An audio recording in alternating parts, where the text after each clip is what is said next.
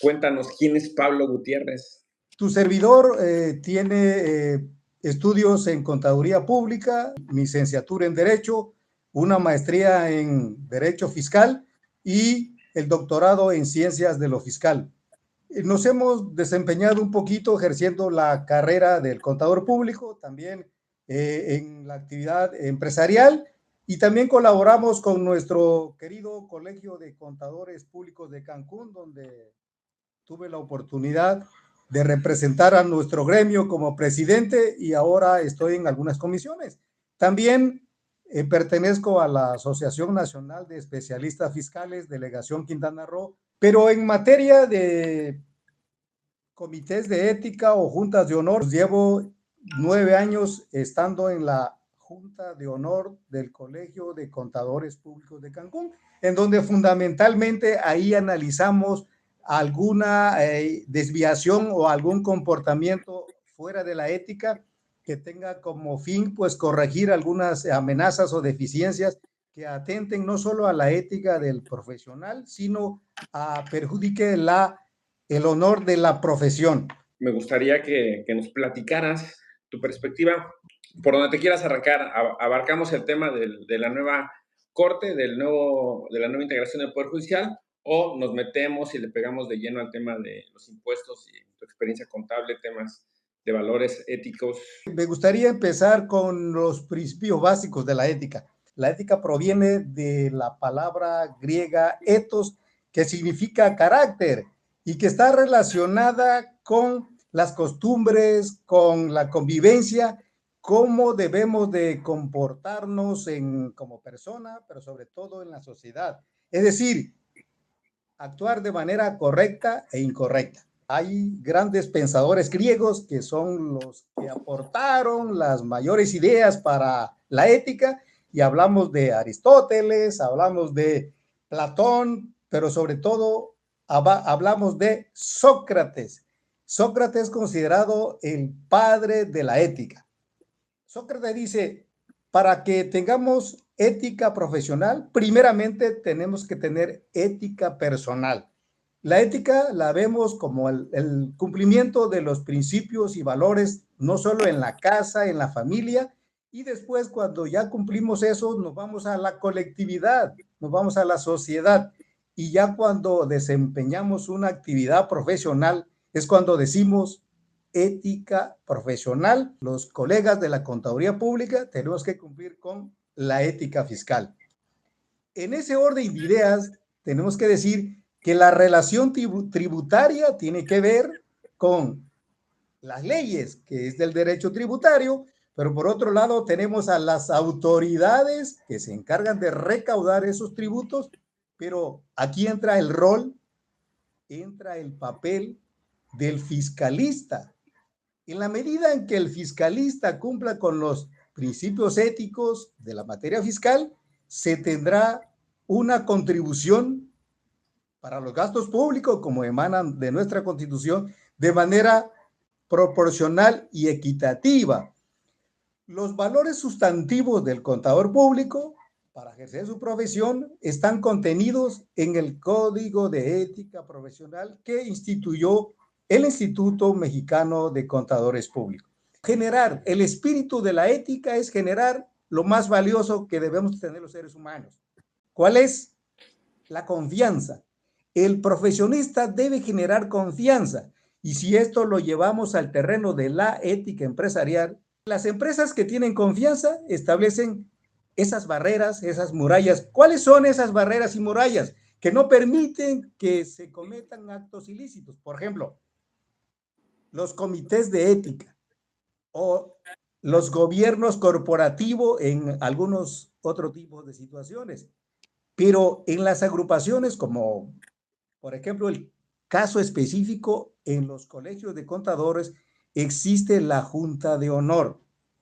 Esa Junta de Honor es integrada por gente de mayor rango ético, de mayor rango de reputación. Las empresas pueden tener sus comités de ética, que hay una dimensión jurídica, dimensión organizacional, pero tanto los comités de ética como las juntas de honor y las juntas de gobierno lo que buscan es la confianza.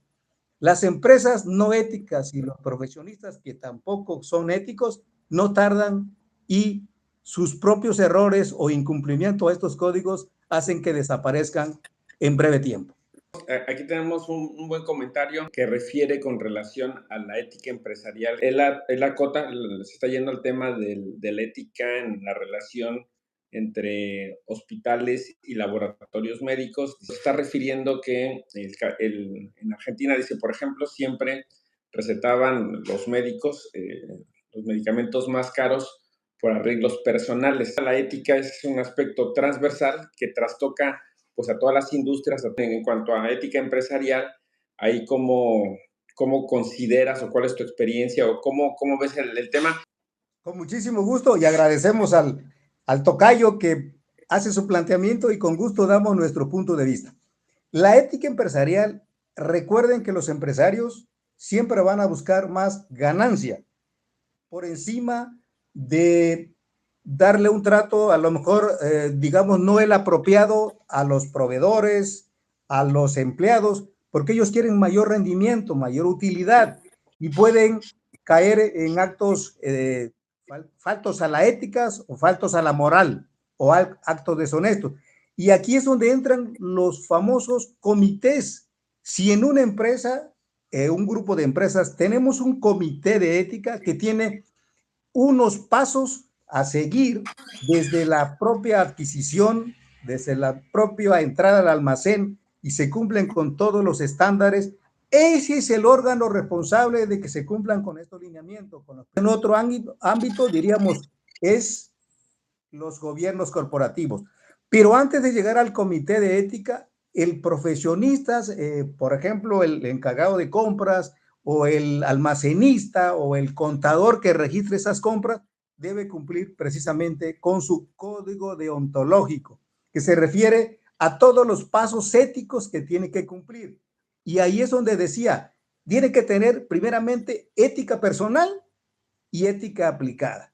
Y para ellos tiene que tener esas dos barreras o muros firmes que no sean inquebrantables ante una posibilidad de un sesgo, ante una posibilidad de un soborno, ante una posibilidad de cualquier otra maniobra que busque algún fin determinado.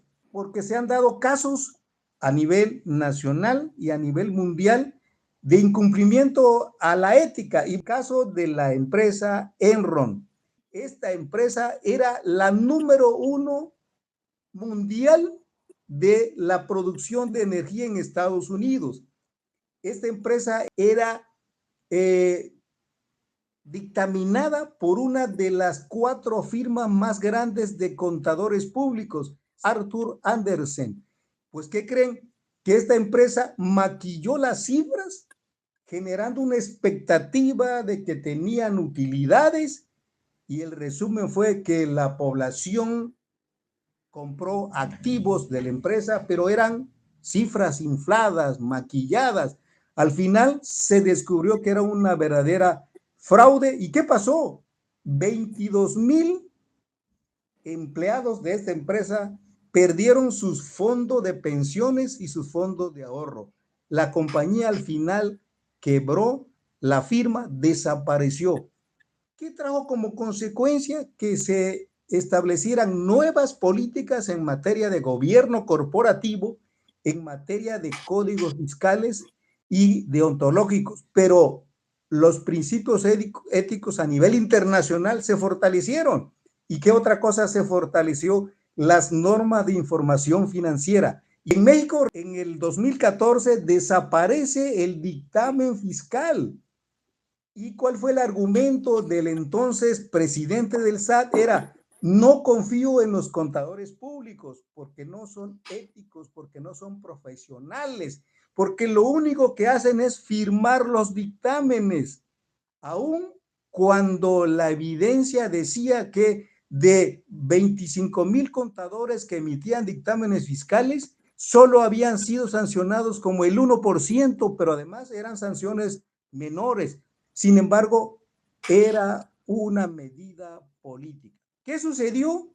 Que desapareció la obligatoriedad del dictamen fiscal, se dejó voluntaria, aún cuando el dictamen era una gran herramienta para la autoridad, ya que el contador público, al revisar una empresa y encontraba diferencias, determinaba que había que pagarlas, porque la actuación del contador público sigue tiene presunción de legalidad. Es decir, un dictamen que firma un contador público, no solo para impuestos federales, que es el impuesto sobre la renta y el IVA, sino para efectos del Seguro Social, Infonavit, esas cifras tienen certeza de legalidad. Pues eso fue otro ejemplo. La tendencia mundial es que todas las empresas deben cumplir con altos estándares en materia de ética, porque viene la inteligencia artificial. ¿Y qué es lo que tenemos que hacer?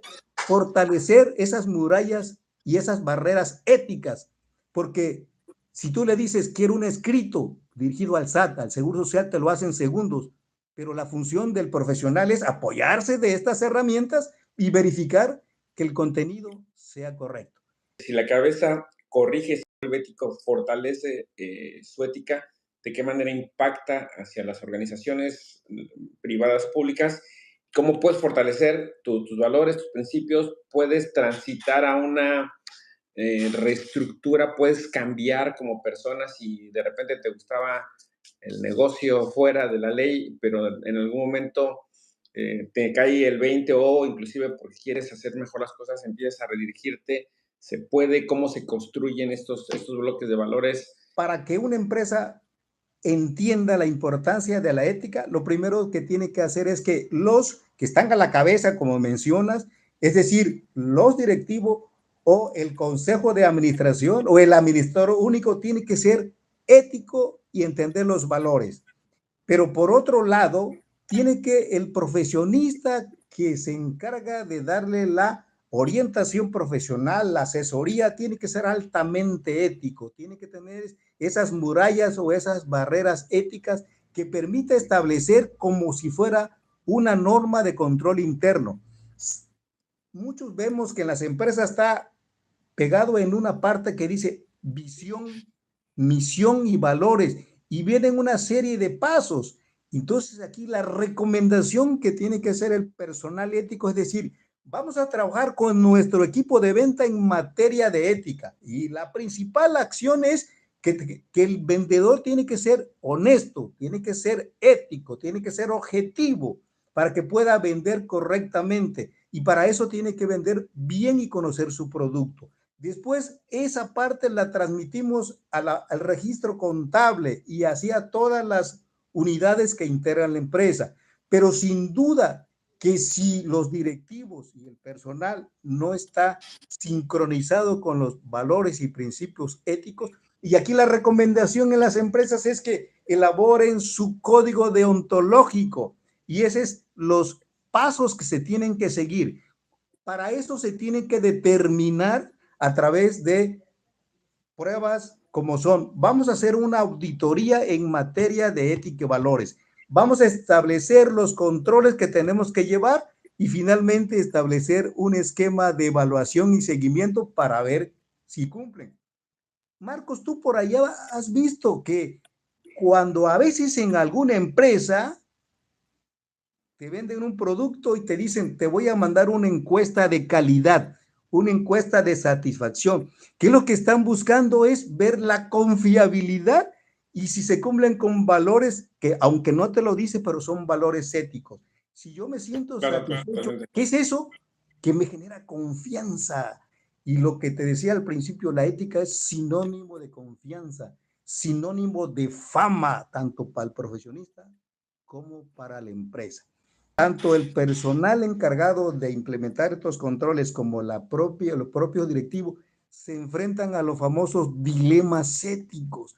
Y ese dilema ético es lo que te permite, si no tienes bien sólido tanto las barreras como las murallas éticas, puedes caer en la tentación de, vamos a suponer, tú eres el gerente de compras de una empresa y llega un proveedor o tres proveedores y te dicen, si tú me compras toda esta mercancía, yo te doy por allá un beneficio, un apoyo, una compensación. Y este gerente de compras, si no tiene los fundamentos, las murallas o las barreras éticas, va a caer en esa tentación.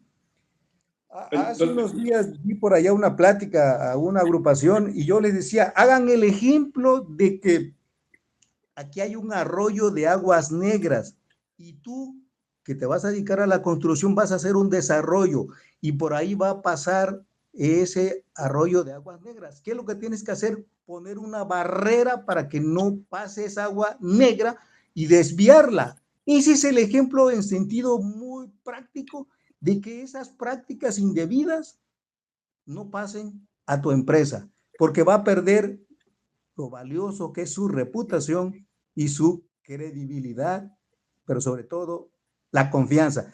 Si la empresa pierde la confianza, pierde todo, desaparece y se van todas. No basta, ¿no?, con que la cabeza sea una persona ética, con valores, si no documenta, si no instituye procesos, si no tiene estos códigos ontológicos que hablas, pues de nada sirve que el director, el dueño sea ético. ¿Estamos de acuerdo? En una empresa, si tú no tienes un personal con identidad, con misión y valores propios y compartidos, alguien va a poder ser fácil de buscar un atajo, de buscar un acto indebido. ¿Por qué? Porque no tiene la misma política y por eso hay que implementar estos códigos deontológicos y todo el personal de la empresa tiene que estar en el, como decimos, en el mismo canal para que vaya con todos esos principios. Pero la función del personal encargado de estos programas tiene que capacitar y evaluar que se vayan cumpliendo con los programas. ¿Cómo te fortaleces, cómo lo desarrollas a nivel personal? Pues porque estamos en medio de un mundo, me parece que cada vez más proclive a lo rápido, a lo fácil. Culturalmente, ya sabes, estas frases de que el que no tranza no avanza, de que lloren en mi casa, que lloren en la suya. O sea, todo esto que va enfocado mucho a temas de corrupción y de falta de ética y de valores. ¿Cómo podemos fortalecer nuestro ámbito ético? ¿Sí se puede? ¿O aquí también aplica eso de viejo, ese chango viejo no aprende marrama nueva? No, sin duda, mi querido Marco, sin duda que has planteado algo maravilloso. Y te voy a dar algunos ejemplos. El expresidente Álvaro Obregón, que le decían el manco de Celaya, y le decían el manco de Celaya porque perdió un brazo en una batalla. Él decía que nadie aguanta un cañonazo de 30,000 pesos, y eso lo decía en su momento. Ese es un ejemplo. El otro es un expresidente que una vez dijo que su refresco favorito era Peñafiel. Entonces, imagínense que él decía esto, que la corrupción estaba en el ADN de los mexicanos y que él, pues sin duda que tenía que seguir con esa política porque como estaba en el ADN no podía cambiarlo. Sin embargo, eso no es cierto. Las cuestiones inmorales o falto de responsabilidad y que traducido a la confianza se llama ética, es algo que traemos desde nuestros valores familiares y que nos van inculcando con el transcurso de la escuela, la capacitación y la cultura. Sí se puede, mi querido Marcos. Si la tendencia mundial es esa, te comentaba, pero tenemos que estar, digamos, sincronizado y para que no se llegue a esa debilidad que tenemos que es capacitarnos en estos temas, capacitarnos en el distintivo ESR, en el distintivo ético y sobre todo el cumplimiento de mi código deontológico. Las empresas debieran tener, aparte de su misión, visión y valores, su comité de ética y su código deontológico y tener, así como mensualmente se revisan el comportamiento de las ventas, el comportamiento de los costos, la preparación para el cierre, también ver los programas de capacitación y capacitarlo más en éticas, al igual que en ventas. Pero sí, en mi percepción, sí se puede. Y por eso está normado que tanto ya hay índices de transparencia, índices de bienestar, pero sobre todo dice Aristóteles, el fin máximo de la ética es buscar la felicidad. Si todos actuáramos con estos principios éticos, no hubiera corrupción. En la actualidad, las empresas lo que quieren más ganancias. Y hay un libro que se llama Matar por Dinero, que literalmente eso hacen las empresas.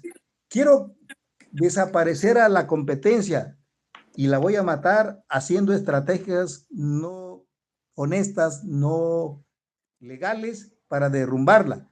Pero si esa empresa no es ética, no va a lograr ese objetivo. Las que van a perdurar son las que cumplen con estos estándares. Entonces, en mi opinión, sí se puede cambiar. En los organismos no políticos, como las agrupaciones de profesionistas, están las juntas de honor. En las empresas están los comités de ética y los gobiernos corporativos. Esta semana ya hubieron pues, en redes dos temas muy sonados. Uno de un juez nuevo que fue elegido bajo el sistema de la elección popular, de que no sabía qué hacer, y el primer día un desastre en su juzgado porque no atendió ninguna de las audiencias programadas, y otro en el que es muy evidente en donde una de las partes va dirigiendo al juez y le va diciendo qué es lo que tiene que hacer, y evidenciando la falta de conocimiento y la falta de preparación. En México, para aquellos que nos ven fuera, pues se cuestionó mucho la manera en que muchos jueces ganaron. Se distribuyeron estos acordeones en donde se decía a la gente cómo tenía que votar para que ganaran justamente esto. El INE, el instituto que validó las elecciones, multa a los juzgadores que aparecieron en estos acordeones, cuando en estricto sentido, pues ellos probablemente ni sabían, o si sabían, no había cómo vincularlos a que ellos fueron los que hicieron los acordeones y los repartieron. Probablemente se vieron beneficiados de manera indirecta, o alguien más los hizo. Y hemos dicho, si aceptas un cargo y no tienes la preparación, eso también es corrupción, eso también es antiético. ¿Tus recomendaciones cuáles serían, Pablo? Es decir, una empresa que tiene un litigio, que está cavilando si le entra o no un juicio ante esta situación, un nuevo abogado o un nuevo joven que está desarrollándose en el mundo del derecho, los que ya estamos en este mundo, que empezamos a desencantarnos y empezamos a ver otras opciones de los medios alternativos de solución de controversia como una vía para mejorar esa situación que está permeando. Bajo esta situación, recomiéndanos algo, platícanos cómo lo ves desde tu perspectiva. Hay temas éticos allá. Primero, uno de los aspectos éticos es reconocer que no tengo la capacidad para ver un asunto, y esto tiene que ver con mi cuidado y diligencia profesional. Si un juez no tiene la capacidad, él debiera decir: mi ética no me permite trabajar porque no estoy capacitado.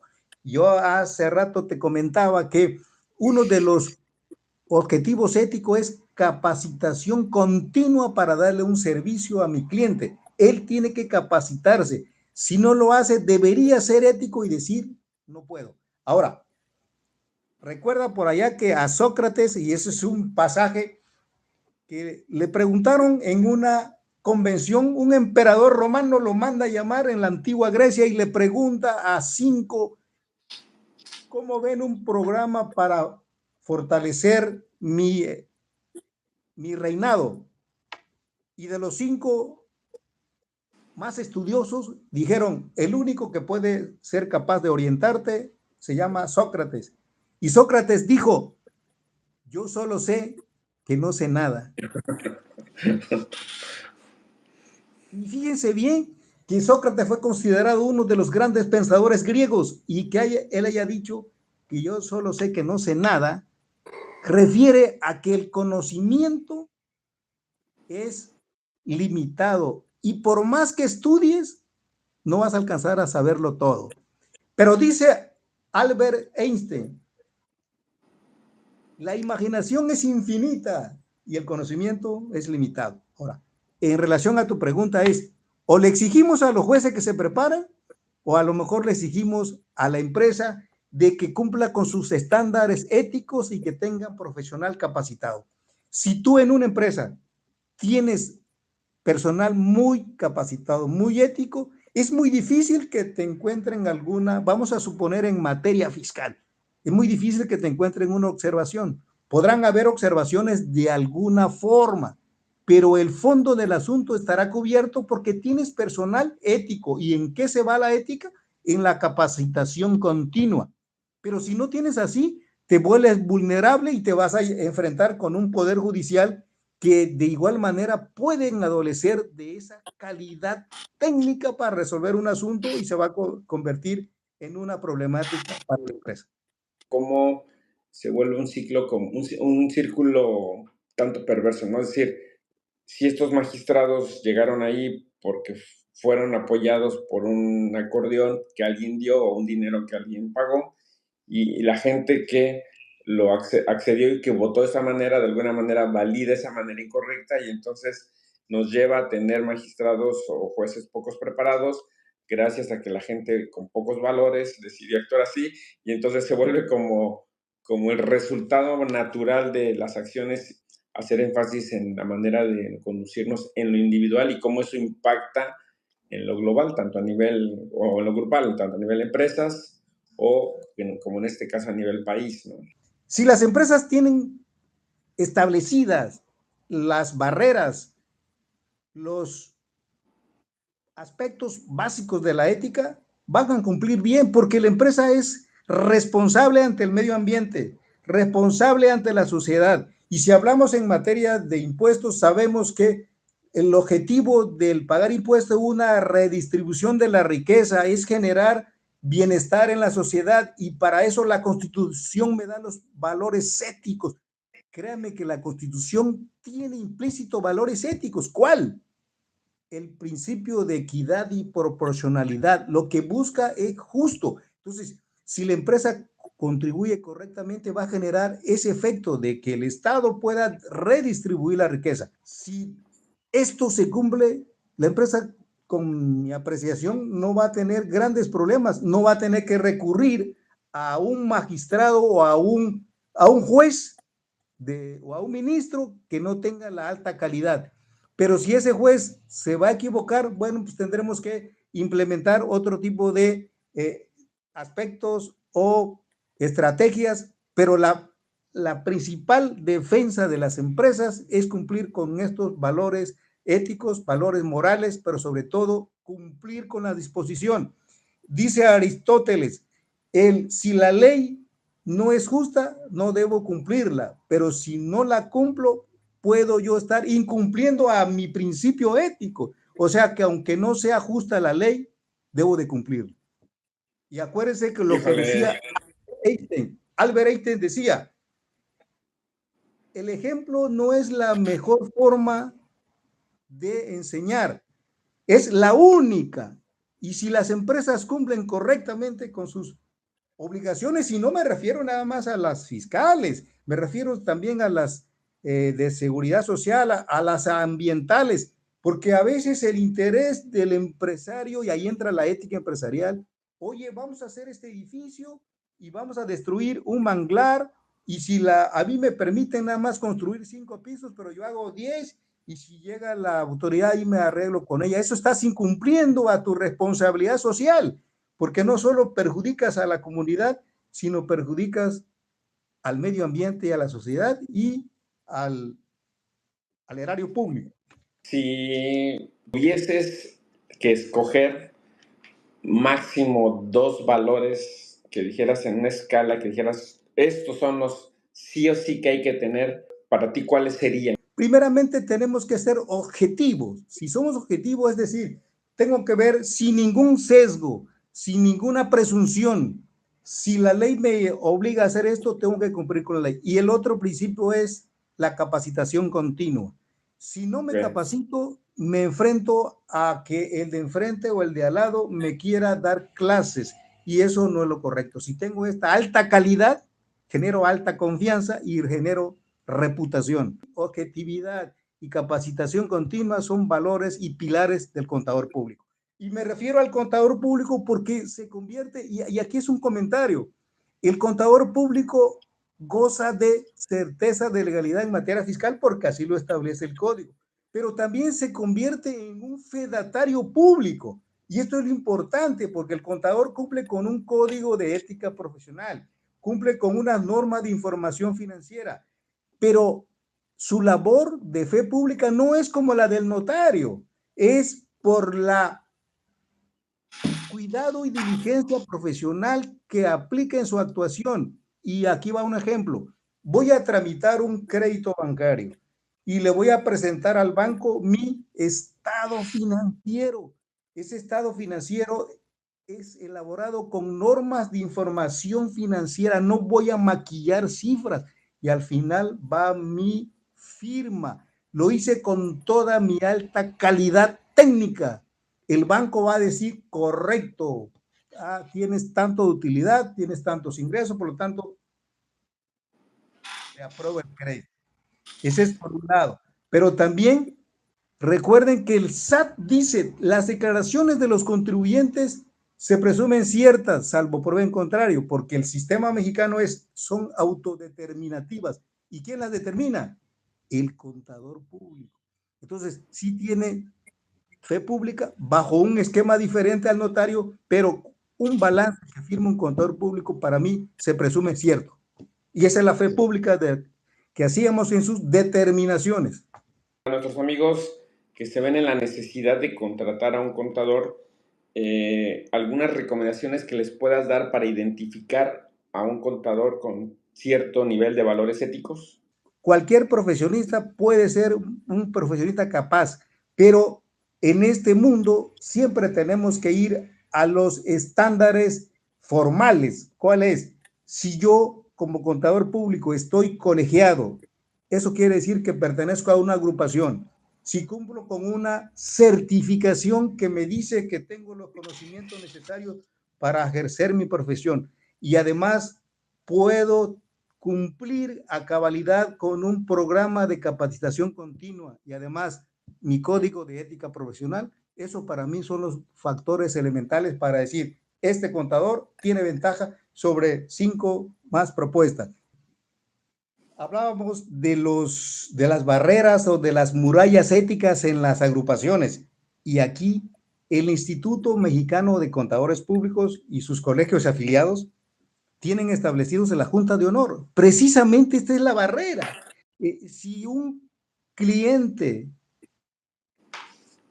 piensa o considera que el profesional de la contaduría que está afiliado al colegio no le dio un buen trato o no fue ético, puede hacer su denuncia y la Junta de Honor va a valorar las partes. Y te digo, mi experiencia de 9, 10 años estando en el comité de ética, hemos encontrado casos de incumplimiento a su capacitación y a su objetividad. Y por allá menciono en forma rápida que una vez un contador firma un contrato de prestación de servicio con una empresa para hacerle un dictamen en materia de seguro social y al final no lo hizo y el Seguro Social dice, ok, voy a mandarle auditoría a la empresa, le determinó un crédito muy grande, la empresa dijo, hoy el problema fue que el contador no mandó el dictamen, entonces voy a acusarlo a la Junta de Honor y ¿qué crees? Se volvió un caso que ameritó aplicación de sanción.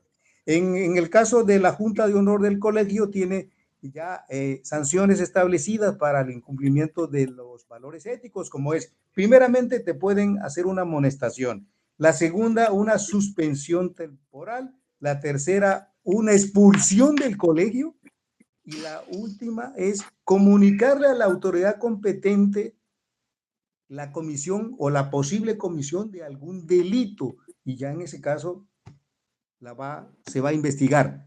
Al-Khwarizmi, que es el filósofo y matemático persa, estaba en una convención y le preguntan, ¿cuál es el valor del ser humano?